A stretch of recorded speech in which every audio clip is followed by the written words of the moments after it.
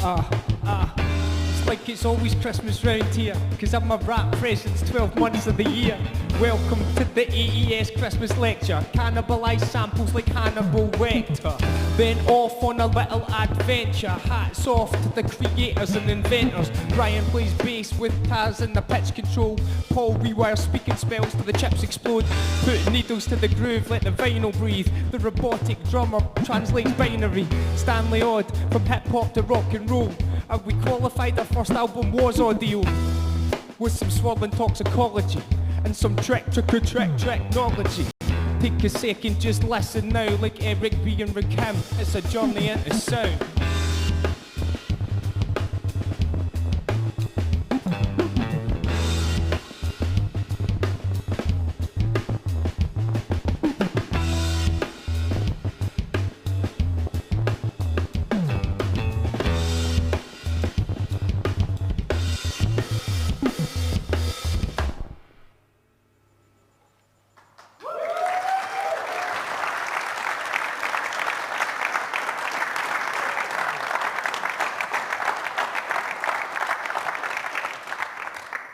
Good morning. Welcome to the 2015 Audio Engineering Society Scotland Lecture, Christmas Lecture. We're here in the iconic Lindsay Stewart Lecture Theatre here at Edinburgh Napier University. You've just been listening to Stanley Odd and friends, so let's meet the band. I'm Paul Ferguson. We have here my colleague and co-presenter David Hook. We then have Runa Lildal Hansen on guitar. On decks, we have Brian Jones. And over there, on vocals and on keyboards, we have Becca Shearing. Over the next hour, we're going to look at all kinds of different types of technology, and we're going to be focusing on the way that technology, in a lot of cases, has been misused, used for purposes that the manufacturers didn't really intend us to use them for. And these guys we've chosen as people who are good examples of people that play around with that thing. They find out what it does, and then they go, right, well, what if we do this? So that's going to be our theme today. Yeah. So, I guess when we think about how technology works, folks, and how it comes about, very often we don't really think about where it came from. We just think, oh, there's a thing, I'm going to use it. Right? So, if you think about kind of the background of how that comes about in the first place, it's very often about people with different skill sets getting together and collaborating, which is obviously something that is very common in musical circles. We're used to having to meet with different people and work on different projects. From a technological perspective, it's very often about people with a skilled technical background getting together with people from a creative background and saying, what ideas could we put together? How could we make our skill sets work together? What we're going to get particularly excited about today is when human beings get involved and mess that up. So basically, like, you're definitely not supposed to do that, do you know what I mean? That's the front of an album cover by a friend of ours called Mango Mad, an Edinburgh-based producer. And he did do that, but, which kind of upset Paul a bit. But it's the idea of as soon as you get something and somebody explains to you how it works, you go, but what happens if I turn it around and do this with it instead? Or what if I turn this the wrong way and flip this and all these sorts of things? So it's the idea of like taking technology and then going, well, let's just muck about with it and create something else. And one of the other things we're going to look at is the fact that very often you do that and then the manufacturer goes, oh, you wanted to do that? Well, you should just have said I could have done that for you. And that's how technology actually evolves organically through that process of being used and abused and then recreated. So we're going to that's the kind of concept of things we're going to have a look at today. Let's go way, way back first of all. Let's start with these. Anybody know what this is? Yeah, that might seem like a silly question. Actually, it's more of a silly question than it was in the past because more records were sold in the UK last year than any year since 1996, which is, from my perspective, is dead exciting. That's a good thing as far as I'm concerned, but it's really interesting that over 1 million records were sold. It's still a very small percentage of the overall amount of music sold, but the over 1 million records were sold last year is brilliant and very interesting. So we should start by having a look at how the format works and what is it about it that's so interesting. So this is the Audio Engineering Society lecture, so we need some engineering in here. We need a wee bit of science there. So if you cast your minds back to school, you remember people talking about electromagnetism, and you might have remembered good old Faraday's electromagnetic induction. And Faraday told us that if we take a magnetic field and we take an electric current, we're going to get movement. And that is the principle of so many of the things that we have around us. If we think of our loudspeakers over here there that surround you in this room there, we've got a permanent magnetic field, we put in there an electric current, and we get movement. The loudspeaker cone moves in and out. And that's exactly the thing we're going to look at in a second with Brian here.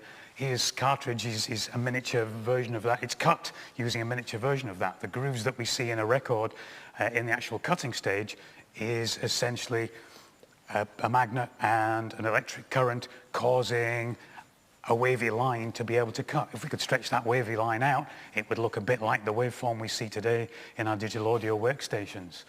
And that's exactly what we have here. What's quite amazing, I think, in this scanning electron microscope is that it tells us there we're talking about the grooves a tenth of a millimeter. So something there from our past, and great to see that that's hanging in there, largely because people like Brian have found kind of novel uses for it, things that the manufacturer definitely did not intend us to do.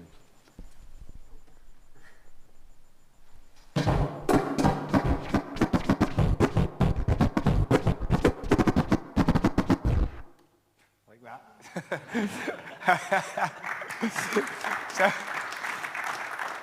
So it's interesting to think about, folks, that when the needle goes into the groove, all that stuff's happening, and I find that fascinating to look at there. So like Paul says, if that's a tenth of a millimetre there, we're looking at an analogue, and we're talking, kind of having to talk maybe over the course of the hour about what analogue means, because we all talk about analogue and digital as phrases we understand and we know in everyday life. But an analogue really is something that, I find this interesting, it's something that's the same as something else or similar to something else in one way and then completely different in every other way, right? So that analogue of vinyl, the waveform is that waveform that we're seeing there is the same as the sound pressure moving in air, the sound that we hear. But in every other way, that piece of plastic is entirely unrelated to the sound that we hear. So that's kind of how analogue, the concept of analogue, something being analogous to something else. So anyway, let's talk about vinyl for a bit and kind of look forward, look at what happened at different stages in vinyl. You're going to find that I might happen to have a bit of a bias to want to talk about hip hop from time to time today, right? So for me, one of the most important things that happened for the way music's created now and for the way record players and turntables are considered these days was what happened in New York in the 1970s, right? So inner city, New York, very deprived areas, predominantly black areas, and areas that didn't necessarily have much of a national voice or a cultural identity outside of where they came from. These events started happening, block parties, hip hops, right? Now, the phrase a record hop had already been around for a long time, right? A record hop sounds very dated now, but essentially it was a dance that you went to. Hip in itself is a phrase that meant very current and cutting edge and being aware of contemporary events, and now in itself has become a dated phrase to say, I'm pure hip, right? But you put the two words together and you get an event that's happening that represents current affairs and social happenings and in contemporary culture, right? So that's what hip hop represents. Now, at the time, you're talking about areas that were very deprived and didn't have any infrastructure outside of that. So the block parties were created by the people that lived there. They took the power from streetlights. They put events on for the people that lived there. Right? Now, that itself is extremely important in terms of its cultural development. At the same time, you had standout DJs who were people that were known to be the best at what they did. People like Cool Herc, people like Africa Bambaataa and Grandmaster Flash, these guys whose names are still extremely important as pioneers in hip-hop. Now, Cool Herc is known in history because he was the first person to be recognised to do something very important with a turntable. And it's this idea of the phrase, necessity is the mother of invention, right? So the idea that if you have to find a way to do something, you will do, right? And he was the guy that noticed that whilst he was playing records for hours, potentially, for a party, when there was a drum break that lasted maybe 4 or 8 bars, so maybe 5, 10 seconds, people danced more enthusiastically and got more wound up. So he said, how can I extend that? How can I make that last longer? So he thought, well, I'll buy 2 records that are the same. I'll put one on the turntable, I'll play it, and when it comes to the end, I'll play it again. And then it comes to the end, and I'll play it again. And he extended the drum break, and that became a breakbeat, the phrase breakbeat, right? Which has had such a huge impact on musical creation and culture over time, right? He recognized, he made a beat out of the drum break. So that innovation that came about and was the process of starting to turn a turntable from something that is designed to play back music to an instrument, something that you can play and use to create music, right?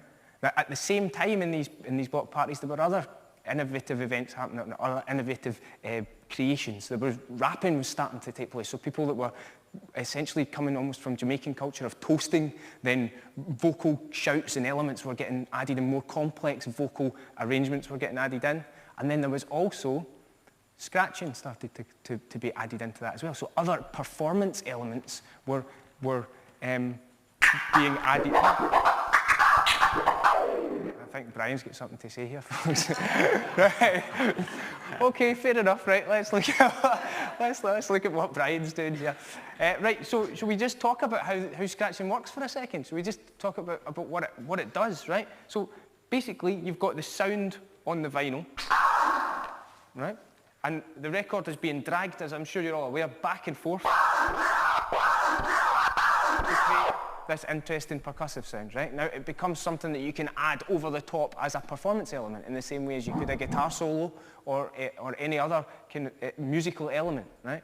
Now, first of all, that was what you could do when you were scratching. Like Grand Wizard Theodore, one of the people recognised as kind of innovating and creating this. That's what you could do. People got very adept at doing it with one hand. Right? So it shows great dexterity and variety, and it's just like learning a bunch of different riffs on a guitar, right? But then what becomes really important is when you add the crossfader in. So on the right-hand side here, the crossfader's purpose is to cut sound on and off. It's designed to switch from one turntable to the other, so you can play a record, cue a record, play the other record, etc. But if you use it very quickly, you can start to do all sorts of really interesting patterns and chops.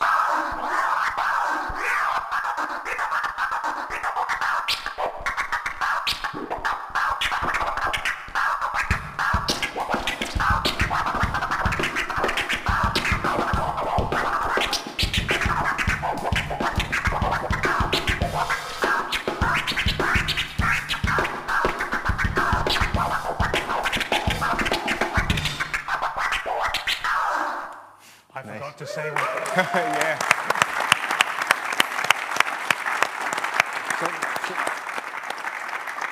We forgot to say when we introduced the band, we have a robot drummer. We have an electronic drummer here. So that's an interesting point we'll have to come back to. Just to finish on turntables for a sec, folks, then, so you can see how essentially that's an instrument now. Well, no, nothing essentially about it. It's an instrument. Your left hand is essentially, the record here is working like the fretboard of a guitar. The right hand on the crossfader here is working like a plectrum, and it's transformed through misuse from a player to an instrument, right? Okay, so what was interesting at this point, if we go historically to, we still spend our time in the late 1970s, early 1980s, it was all performance-based. So interviews with early pioneers of this actually were quite interesting in that they were saying themselves, we were offered record deals sometimes and we were thinking, who would like to record us playing other people's records? So the concept of kind of chopping and sampling and remixing, which is what was happening at that stage, was still in its very early stages. The medium of playback was vinyl. The medium of recording, as it had been for the last 30 or 40 years, was tape. Right? So at this point in the 70s and in the 80s, we were still recording to analog tape. So, some of you will recognize this beast here, a roll of 2-inch recording tape. And that has managed to stand the test of time, just as vinyl has managed to hang in there. Something like 30 years later, Then there are studios still using this. It's not exactly a mainstream thing there, but it's still managing to exist. Let's go over now just to a 2-track. That's a 24-track recording there. Let's go over to our 2-track studio here and then just have a quick play of that.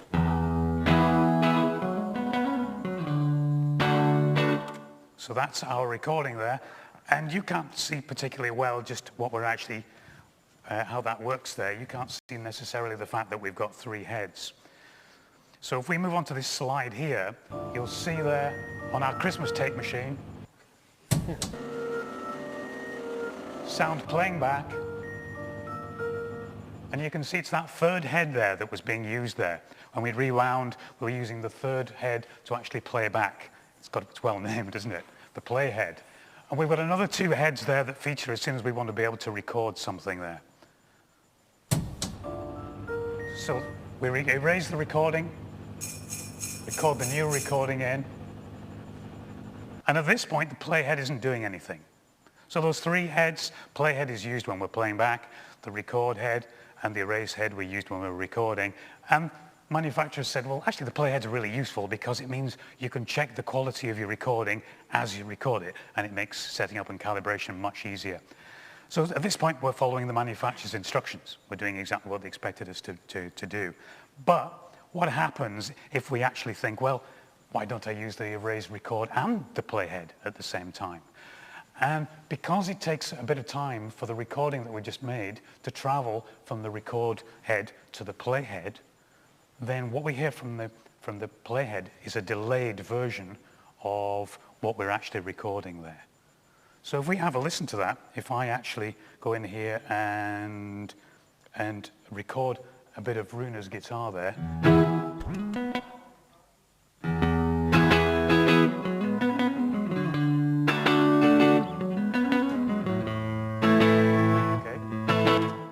we hear that classic delay. We call it slapback delay, that short delay there that became so significant in all kinds of music that we listen to. And at this point we can actually start to think about the way that is interpreted by manufacturers. As Dave said, sometimes manufacturers go, right, you're not supposed to do that, but sometimes they go, oh, that's quite cool. That's quite a useful thing to be able to do. The delay time that we got there was affected by the speed of the tape. And at best, we would have 1 or maybe 2 speeds on a tape machine there. And people had to get creative there. Ken Townsend and his team down at Abbey Road Studios discovered that if you use that rather wonderful piece of equipment there, this is a Lavelle TG150, and it's an oscillator. It just allows us to be able to feed that in and control the speed of the motor in the old 60s tape machines there. Great idea. And then we could actually change the delay time. Even better than that, we could actually vary it and actually move our delayed musician forward or backwards and create automatic double tracking, a technique that's very much associated with artists like John Lennon in the production of the Beatles recordings there. So manufacturers watch this. They see that, okay, and say, is there a Mark II needed here? What are people doing, and should we be developing a new product that incorporates these kind of creative ideas? And sometimes we do things that are just too wacky for the manufacturers, and someone else goes, well, okay, well, that's nothing to do with us. And another manufacturer says, well, do you know what? We're going to design something that does that particular thing there. And that echo that we heard here, it's not exactly portable. Your gigging musician is not going to be able to use that. But people like Charlie Watkins, if we look over here, Charlie Watkins developed the WEM copycat over here on the side of the stage. And that is just a loop tape that its sole purpose in life is to generate those kind of delays. And as a result of that, we have not only the erase head and the play head, we have erase and record, we have 3 playback heads so that we can generate longer delays. The further the tape has to travel before we hit the playhead, the longer the delay, and we can create interesting kind of rhythms there. And we couldn't complete something talking about tape echo without looking over here at the good old Roland space echo, which again is a different take on this concept there, and we have the loop of tape in here and the various kind of heads. So we're going to have a wee demo of that now. we'll just have a listen to Becca. We've got Becca's voice going into the tape echo. I wonder if you know she was just a poor man's guide. Oh, to getting what you want, even if it's not quite right. Forgive me if I say that I'm more than you do, because I do. Oh, think about the little things that catch you when you don't look straight ahead. So come and feel our bodies close, feel our bodies down across the floor. Oh, come and feel our bodies close, feel our bodies down across the floor. Oh, win a game, play because you got another in the right, don't start to win again. Oh, make it sure you got some all up in the right, don't start to win again.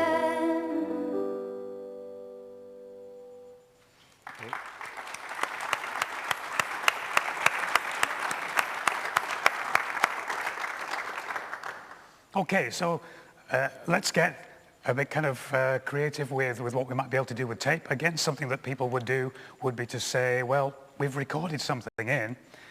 What happens if we play it backwards? What happens if we take the two reels of tape and actually tip them upside down? And that's exactly what we've done here. A recording has just been flipped on its back there, and we've got a nice bit of backward drums. And of course, we can change the speed on that.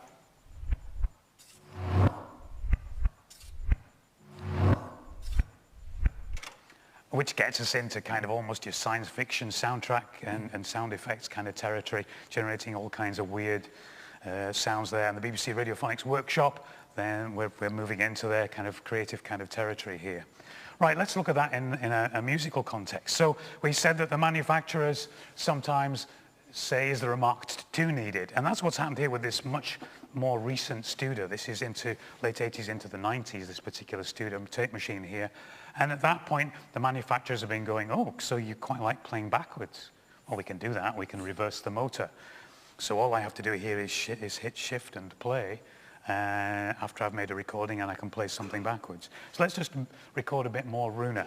Runa, can you just do some soloing for me, please?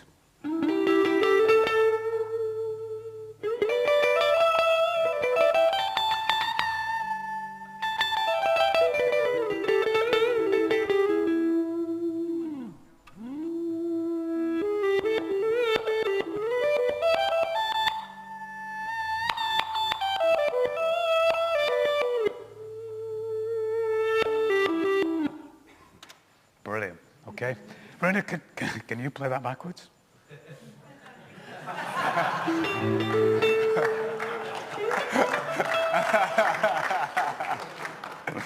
Okay. I asked for that, I suppose. Okay. At this point, Greg and Laurie are going to jump in here and they're going to set up for the next thing there. So let's just kind of talk about, you wonder how many of things were just side effects or accidents, but anyone that's ever worked with tape, if I can just pull it out of Greg's feet, would remember the actual floor would look like this. Because we would edit tape. We would remove sections from our recordings there. Interviews, things like that, would all be chopped down. Master tracks, master tapes of albums would be done by cutting there with our splicing block and our splicing tape there. And it was inevitable, really, that someone would go, well, hang on, if I've got a few bars of drums or a few bars of guitars here, and I know how to splice, then what's to stop me taking 4 bars of drums and then actually splicing those things together there and creating a loop of tape? Okay, so we talk about drum loops, we talk about guitar loops, all those kind of things. So what these guys have done here is something that's very much attributed to Dark Side of the Moon, Pink Floyd, this idea of a tape loop around a couple of microphone stands there. We try to keep the loop fairly short.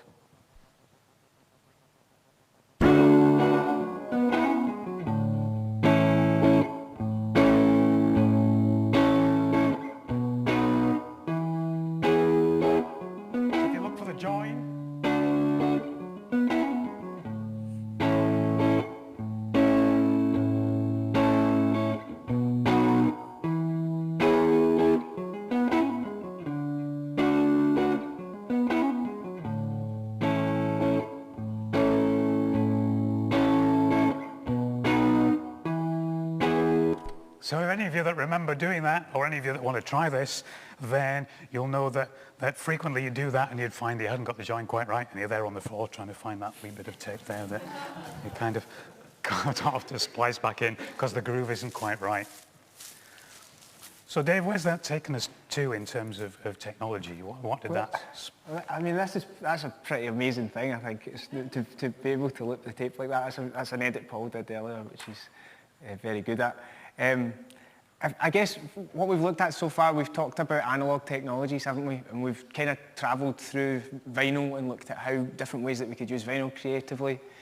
We've looked at tape, how it works, and then how we could delay it, repitch it, loop it, and use it to create. This is where what Paul's talking about with the dark side of the moon, kind of innovations get really interesting because we start to create tape loops, right? Now, one of the most important, or one of the big important things that happened in the 1970s and 1980s, or late 1960s, early 1970s, is the digital world started to come into play. Okay, so we all know the phrase loop, right? Everyone's aware of the phrase loop, but it's a legacy term. You can see what it refers to. It refers to this big bit of tape here. But everybody understands when you say loop, you mean take a bit and make it play over and over again. Yeah? And there's lots of really interesting terms that come about that way.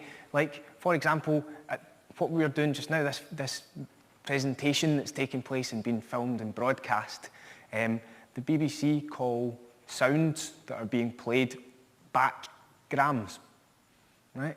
And that term comes from gramophones, right? So it's still used. It's still the term that they use to talk about sound for playback, right? So it's really interesting. For me, I find it as a rapper really interesting, the semantics of how these things come about and where terminology defines what happens next. So let's have a little talk about digital world and kind of what was happening. So we really, for me, probably want to talk about samplers at this point. Okay, and we've got a couple of kind of interesting adverts here. I was pointed in the direction of these by a colleague, Paul Harkins, who's doing some research into sampling. And these are adverts for the first samplers. Now, Fairlight, the sampler on the left there, it's really interesting because what we're looking at is why the people that designed the samplers, or the manufacturers, how they thought you were going to use them and what they thought they were going to be for.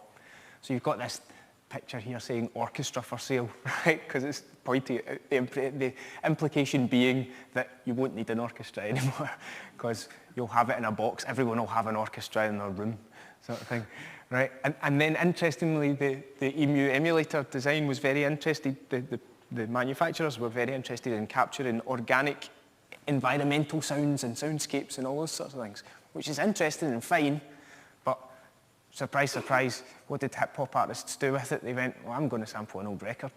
I'm going to chop it up and then I'm going to reuse it again, right? And, or for example, again, from Paul's research, Marley Marl saying, I sampled an old record and accidentally at the end of the sample there was a snare on it, and I went, oh, I like that snare. That's my snare.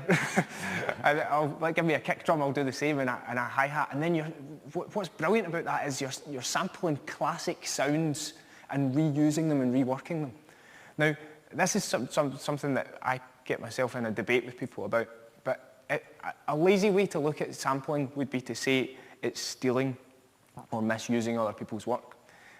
For me, first of all, we should look at it culturally again and talk about where it evolved from. Now, it evolved from out of necessity, not necessarily having a huge resource or being able to call up an orchestra and say, could you come round my house whilst I record these guys, and things like that. So instead, you had to go and source your material. Secondly, it's about the way that you creatively reuse those samples, right? So, and that's understood in kind of hip-hop culture, in that you're not just playing another piece of music. There's a multi-layered dialogue going on where you might, on the top layer, have created a song that makes your head nod, but underneath that, you're also having a conversation with the person who created the first piece of music. You're also socially referencing and culturally referencing where it came from. So there's all these other elements that are happening when you're being creative with samples. So that's just a bit of a rant from me. So Anyway, so let's talk about it technically a little bit, guys. So, for example, in front of us here, we've got an Akai MPC 2000 right now. This is a late 90s sampler sequencer, MIDI sequencer. And drum machine, essentially. It's got 16 pads. I can use them to chop a sample up and then replay it in a different order. Okay? What we'll actually maybe do just now, first of all, though, is basically do an MPC style workflow. So we'll look at what you would do with that. So you'd notice that Runa played a guitar riff earlier. Paul had it on a tape loop here.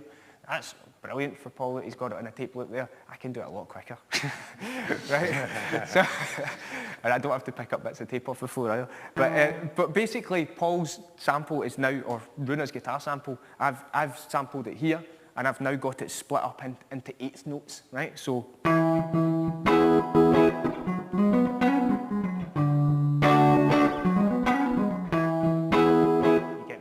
Right? So I've now got that there. It means I can go. You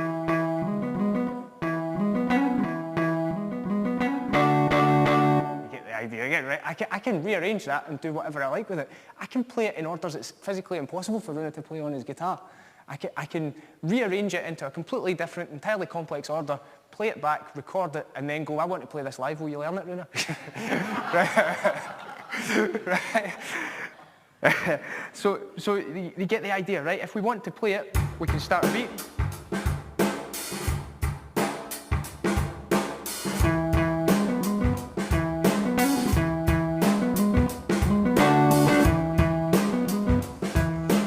Right? You get the idea. So you can start to create interesting soundscapes. You can take something that is one piece, pick it apart and rebuild it in a completely different order, whilst also having the artifacts and the analog stuff that we're going to talk about, the sound that's been coloured by the analog sound as we go. Just to do one other quick demo of this, folks, I've got a string sample here. So if I just look for a second at strings, then I've got this is a string sample from a Stanley Hood song called Anti-Heroics. It's just fortunate that we happen to have the multi-tracks for these, so we can chop them up. So this is the Cairn String Quartet, originally playing.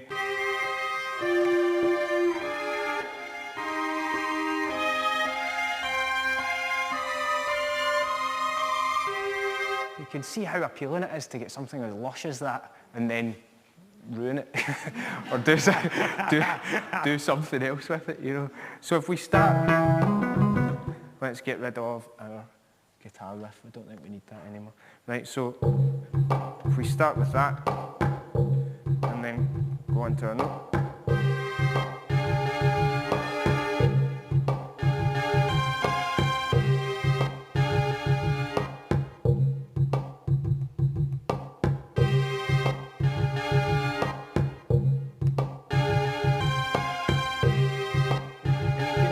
Start to create all sorts of interesting sounds and rearrange parts out of it.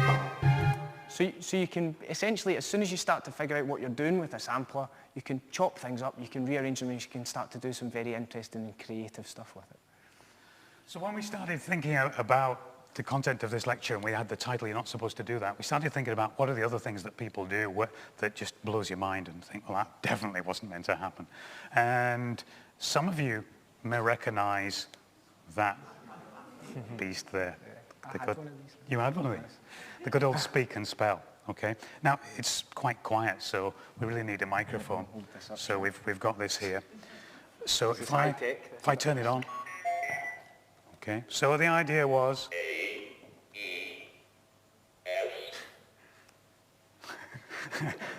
Audio Engineering Society. Yeah, fair enough. So that's what it was supposed to do. It was a great educational thing. It would tell you words. You could play guessing games.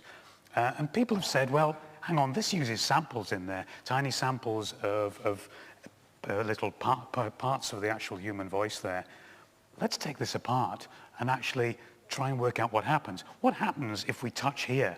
What happens if we solder a wire from this point to that? Now, as an electronics engineer, that scares the living daylights out of me. But people have gone in there and just played around. So we tried this. We've actually modified this speak and spell. So for one thing, let's just change the pitch of this in the same way we've done with our tape machine.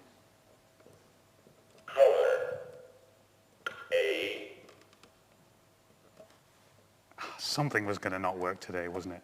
Something was going to not work.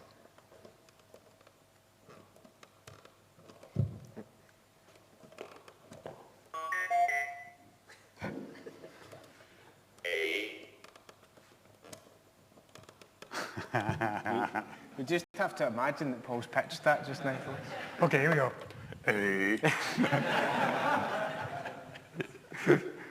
So we would urge you to kind of go and look at clips online of what people have done with these. They've got them glitching, they've got them reversing, they've got them actually changing pitches, and we just added a few buttons into there. And my real fear was, well, surely you're going to blow it up if you do something like that. Well, yeah, clearly I did.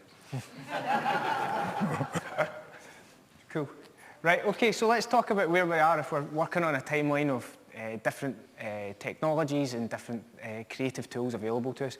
If we could just have my laptop up on screen for a sec, folks, then we're recording everything into a digital audio workstation today, right? So you might be aware, you might have heard of DAWs, you might use different DAWs. This is particular digital audio workstation is Ableton, right? It's essentially many of the technologies that we've talked about kind of replicated or added into one. It kind of fits quite well. I mean, I tend to do all my mixing in Pro Tools, but for creative stuff and for live performance, all the stuff I do is in Ableton, and it tends to lend itself to that and it fits into this lecture a little bit because this whole piece of software is you're not supposed to do that in itself, and that they took an entirely different look at how they were going to build it when the guys made it. So it's very much about live performance. You can see how quickly you can start adding different elements to it. What's kind of interesting for us at this point is in the late 90s, I would say, early noughties, people would possibly be heard to say that the digital world was going to take over the analog world, so that digital was going to replace analog. Now that in itself is interesting because all the time I hear people say, I don't like digital or I like analog, but these are abstract terms, like you don't like ones and zeros. What does that mean? Right? What people were saying was they didn't like what they were hearing. Right? Now, there was a lot of things going on at that point, really, because first of all, people that made the recording software at the time didn't understand it as well as they do now. So when they thought they were converting things, they weren't necessarily working out the way that they were. There were summing errors and all sorts of things going wrong. At the same time, what was also happening was digital was capturing exactly what you were hearing and not colouring the sound, whereas analog does. So rather than people saying digital loses something, what it was that analog sounds, analog tape, analog valves, analog electronics were colouring stuff and making stuff have a particular sound to it. And that's what we like. So what we're seeing now is hybridized systems, where you have your digital systems to give you track counts you could never have imagined in an analog world. You have the number of effects that I could run on one system are insane if you were to try and take that out and put them into physical boxes of effects units. But at the same time, you have your analog mic amps, you have your analog effects units, you have tape to saturate, you have valves to cook the sound, so you have all your analog sounds. So we're seeing hybridized, making the best of both worlds working together, really, rather than having one followed by the other anymore.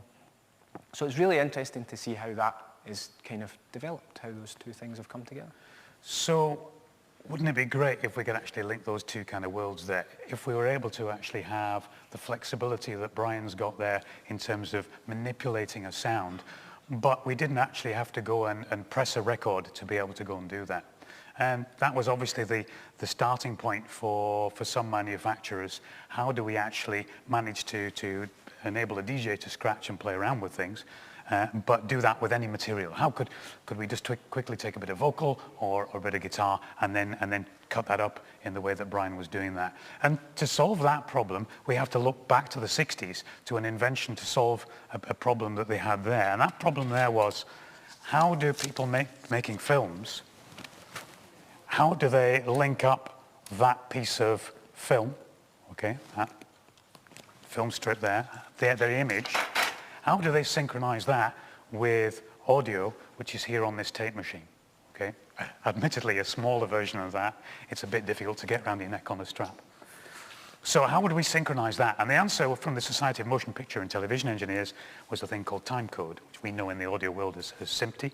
And that timecode was essentially our binary information, our noughts and ones, representing the actual position on tape in hours, minutes, and seconds and frames. And you've all heard that kind of modem sound, or a lot of you will remember that from dial-up internet connections there. If we listen to actually timecode that Brian's got on his record here.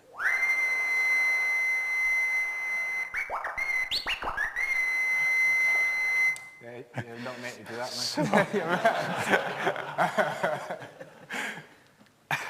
So actually it is, because what that was telling us, or telling in this case Ableton, was we're at this point on the record there. You know, we're maybe at band number 2 there, and we're playing about 5 seconds in there. And then when Brian went nuts there and actually went very fast forward, very fast backwards, then Ableton was getting the message, no, actually we're not there, we're now going backwards very quickly, and now we're going forwards. Now it's stopped altogether, all these kind of things. All that information is coming into Ableton, and... So wouldn't it be nice if I could say something and he could just cut it up? That would be cool, wouldn't it? Like, you're not supposed to do that. You're not supposed to do that. That's cool. Cool. So yeah, I mean, so that's the idea of essentially a technology from decades ago, and somebody going, well, hold on a minute, if that works that way, can we not put these two things together? That'd be pretty cool. It'd be great. Yeah. Okay, so we're going to talk about one more technique really today, guys, one more new technology, and then kind of talk about how we'll put some of these things together to kind of finish off. So this technique is probably this technology is probably one of the most divisive and most talked about in public. It was a secret, basically, until Cher let the cat out of the bag in the late 1990s. I was going to say strangled the cat out of the bag or something like that. So anyway, so you're probably aware that I'm about to talk about Autotune, right? So the first thing to say about Autotune really is it was a secret. It already existed. It was used lots before Cher used it, or the guys that produced that record used it in the extreme, right? Now, first of all, to me, Autotune is the same as any other production technique, right? So the argument about it being cheating or like only being used by people who are incapable of singing without it doesn't really work, because as a producer, if you're going to follow that line of thought, are you not going to double track your vocals? Are you not going to do 3 takes and take the best bit of every one? Are you not going to use a delay unit? We had Ken Scott, the Beatles producer, in last year, and you know the amount of technology the Beatles used, and he talked about how they would record harmonies, and then for George Harrison in his first solo record, they then pitched them up and made harmonies out of them because he wasn't capable of singing them all. So these things are production techniques. When you're looking at production, you have to ask yourself, are you trying to prove you can play the song? Or are you trying to make the best concept of the idea of what you want the song to sound like? Because those are 2 totally different things. You know, Hendrix talked about how he would record something at a slow speed and then speed it up because he knew what it was going to sound like when he'd done that, and that's what he wanted. It wasn't because he wasn't capable of doing it at that speed, it was because that's what he wanted the outcome to be. So in terms of Autotune, for me, it's very much that sort of thing. It's a technique that's used by lots and lots of people in lots of different ways. There's what the software looks like. Interestingly, it was designed by a guy called Andy Hildebrand, and it was actually, he worked for an oil company. He wrote a piece of software for an oil company that used sonar to detect oil underground without drilling, so you could tell if there was oil there. And then he took his musical knowledge. Well, what happened was he realised he could also detect pitch with it. So he took his musical knowledge and went, hold on a minute. Forget oil, I could strike gold here. I could tune everybody's. I could provide a secret to help tune stuff, right? So that's where it came from in the first place, right? So it's really interesting how that in itself is misuse of a technology. It's identifying that that could be used in a completely different context. Okay, so some really interesting stuff about it. We should do a little demo, I think, of this just now. So Becca, if you could maybe help us out with a vocal line. Yeah, please. Do you believe in life after love? Anyone remember that? Right, so let's see. Do you believe in life after love? Okay, that's our normal vocal. Let's see what happens if we tune it to just the notes. So there's only 4 notes in that song, right? So there's only 4 notes in that part of the riff. So if we just tell Autotune it's only allowed to play those notes, we get. Do you believe in life after love? Yeah. Do you know what's interesting to me though is, and I've seen interviews with world-class producers say as bold statements as, I'd be surprised if you hear a single thing on the radio ever that doesn't have Autotune in it in the last 10 years, right? So it's a production technique that's used to that degree, right? Whether it's used subtly or whether it's T-pained, it's Napier, if you then it's a different thing. That's a technical term. What would happen if we only allowed it to have 2 notes, right? So far we've basically made it sound computer perfect, right? If we said it could only play 2 notes, it would sound like this. Do you believe in life after love? Right? So it's forcing it to say, it said those are the only 2 notes in the world, you can play that one or that one, right? We could even tell it the wrong notes entirely. So we can say, none of the notes Becca sang are right, these are the notes you have to play. Do you believe in life after love? You get the idea, right? So it'll do what you want. It will go all the way from just simply tuning it or doing it to the extreme. And I think we've got... I think we should stop before Becca starts crying. Yeah. I think we've got an actual conversation here between T-Pain and Akon, have we? Absolutely. Yeah, so this is a real, genuine conversation that took place between T-Pain and Akon.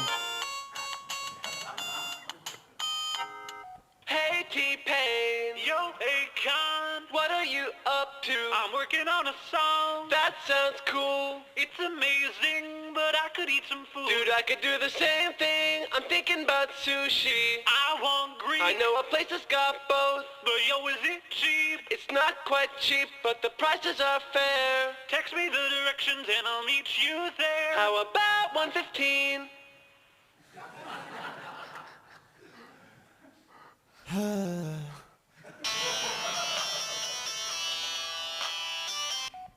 Hey dude, I'm lost, I forgot where to go in the mall. But my directions were like perfect, did you read them at all? I'm near the entrance, did you read them at all? I'm near the entrance, did you read them at all? We can discuss who read what, but tell me, am I even near? Man, I can see you looking at me, yo, I'm right over here. But I don't see you, I'm right over here. I don't see you, I'm right over here. No. Okay, so apparently a genuine conversation between Akon and T-Pain from oldenglish.org there. Cool.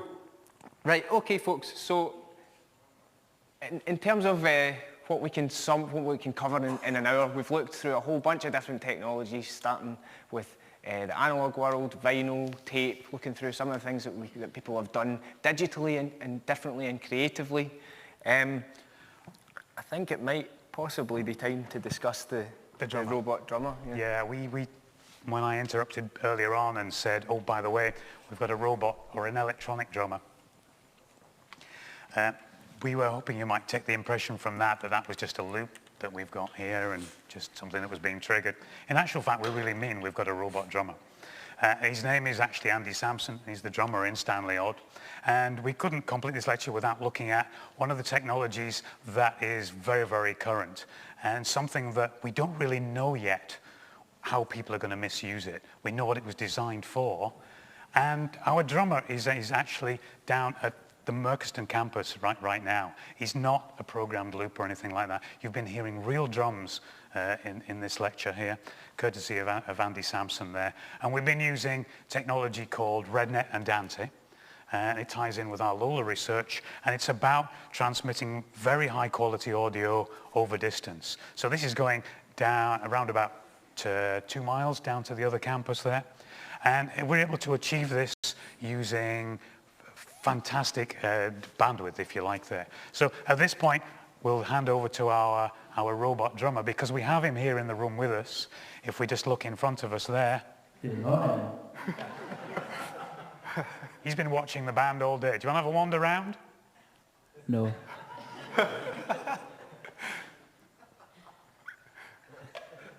There he goes.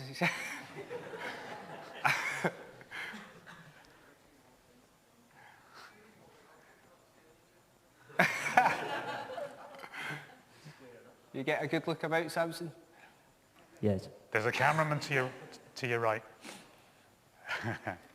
So, I mean, we're all used to video conferencing. We're all used to being able to communicate, aren't we, over things like Skype and over FaceTime. And anyone that's tried that will know that there's a big lag. Normally, we've got something like maybe half a second lag, even if people are in the same room using that kind of technology, because the manufacturers have to make the assumption that they're running over a poor quality network, maybe with errors, they don't know how far it is, what the path is.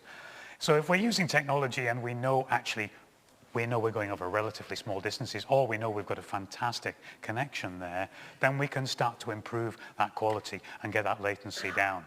So we're actually transmitting here down a 20 gigabit pipe between the two campuses there. We're using actually a 1 gigabit signal there. So we're talking about something that's perhaps about 2,000 times faster than the average broadband connection. Fantastically fast. But we know how quickly things evolve, and we know that this technology will become very widespread. So at the moment, the manufacturers have given us a product that allows us to send audio across a campus, around studios, around companies there. They don't yet know what we're going to do with that. We don't know. But someone talking about this in a lecture 5 years from now is bound to be saying, in an equivalent lecture to, you're not supposed to be doing that, someone's going to be saying, oh, this is what it was designed for. Well, look at all the crazy things that we do now. The latency down to Merchiston we're achieving here is just under a millisecond. Now, to put that in perspective, because sound takes around about a millisecond to travel 1 foot, that's equivalent to members of the band being that distance apart. Okay? Kind of feel as though I'm in your personal space there, dude.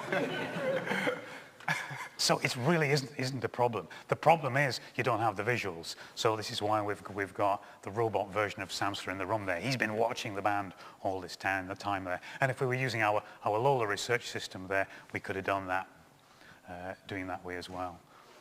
So that's what you've been listening to. Yeah. Cool. So just to kind of finish off then, folks, we've looked at a whole bunch of different technologies. We thought we'd do a little demo of some of them all put together at the end. Did everybody get a badge when you came in? Did you get given a badge with a QR code on it? So we're going to do this tune, and the reason we asked you guys to provide a bit for it is that's going to end up in the final version that you'll be able to download when you leave. So we're basically going to put together some of the cuts and things that we've talked about, some of the slow down effects and all sorts of things, and just use it to make a song to finish off. And then, as I say, you'll be able to get that from here after we're done. So here we go. Let's see how this sounds. Okay.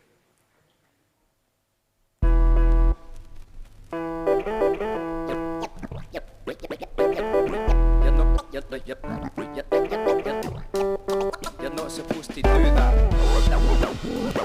Like that.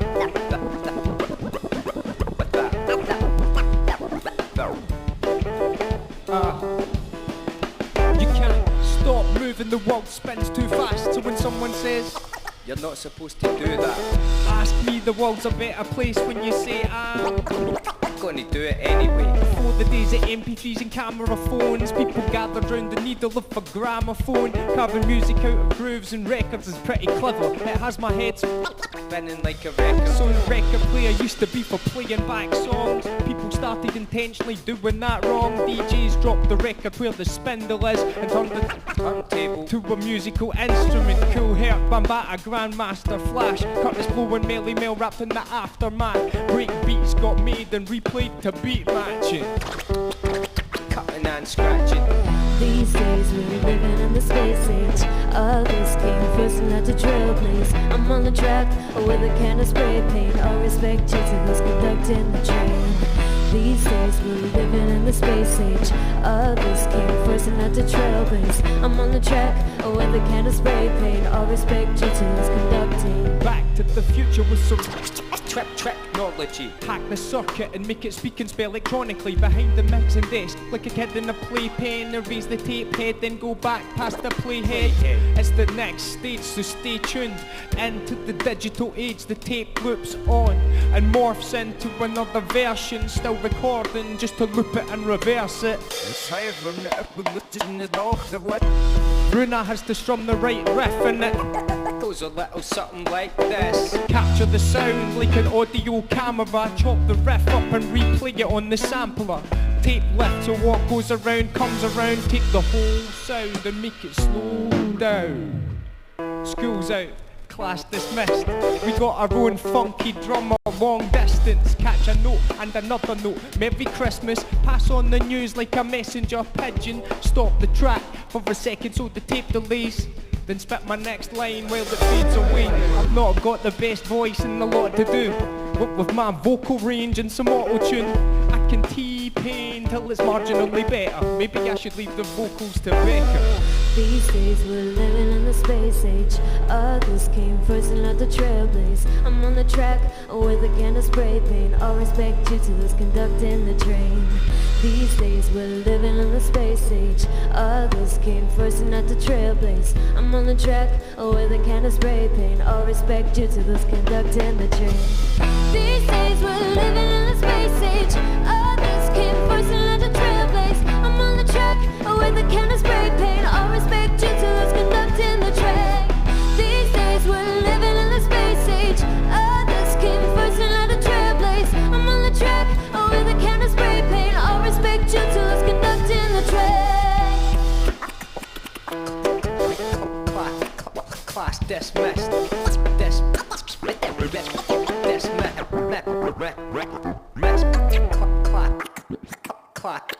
Class dismissed.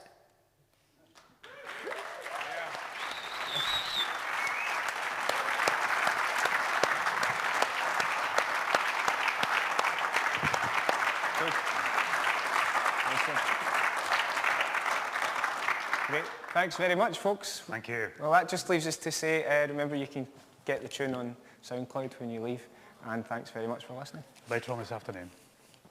Cool. Thank you. Cheers.